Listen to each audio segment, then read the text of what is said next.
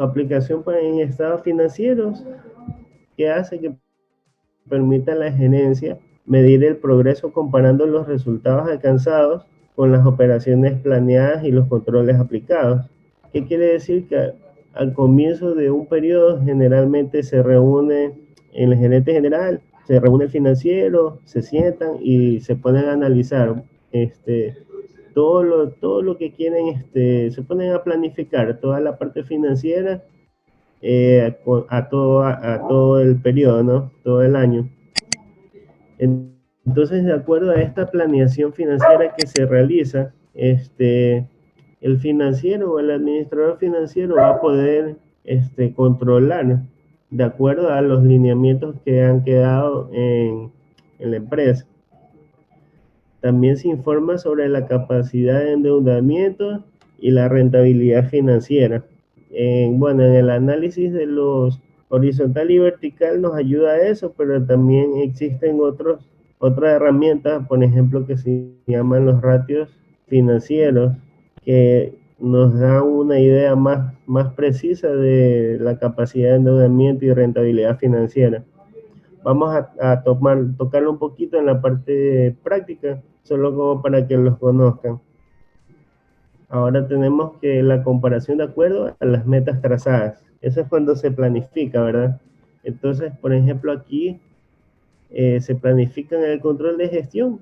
Tenemos que ver que permita controlar los procesos actuales, anticiparse a posibles inconvenientes futuros, búsqueda de información necesaria.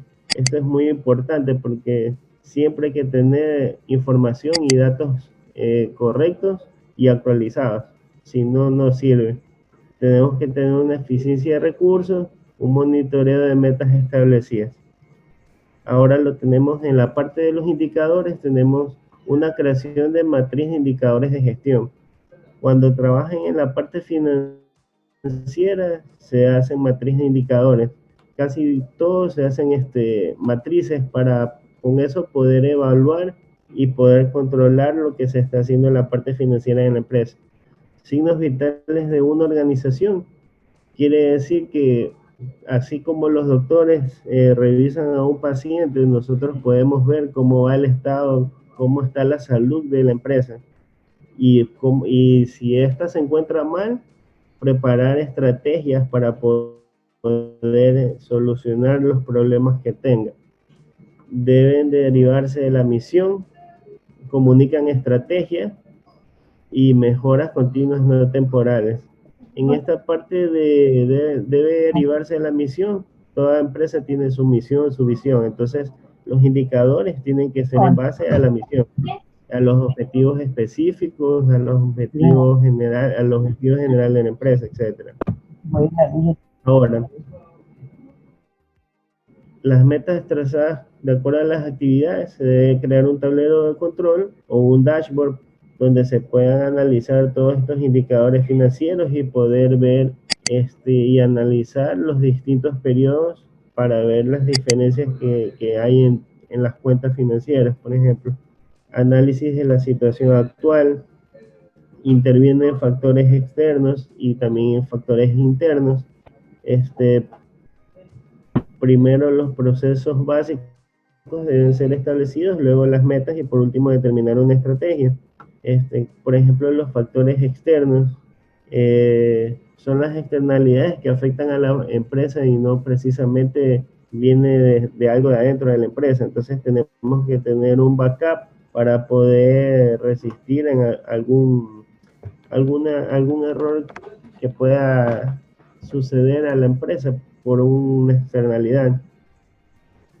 Ahora también tenemos una presentación gráfica donde está la interpretación de mediciones, tendencia de resultados, situaciones especiales y siempre debe indicar el antes y el después.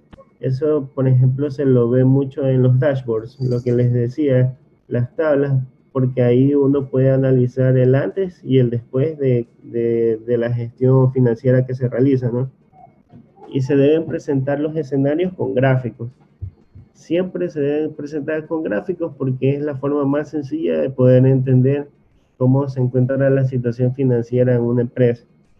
Porque muchos números puede confundir, pero es mucho más fácil entender gráficamente todo.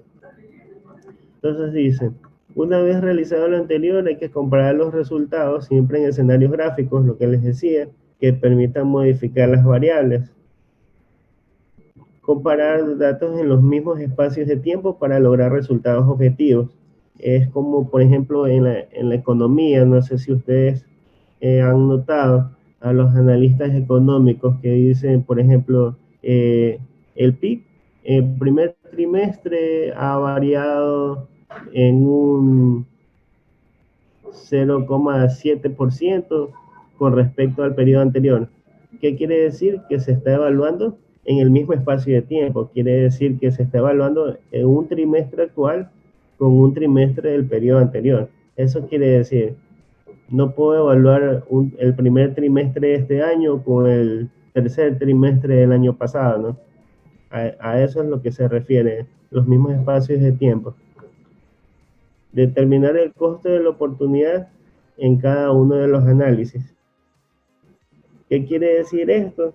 Por ejemplo, si nosotros tenemos un dinero, el costo de oportunidad significa dejar de hacer, si yo hago algo, ¿qué estoy dejando de hacer? O sea, ¿cuánto me cuesta hacer lo que estoy haciendo?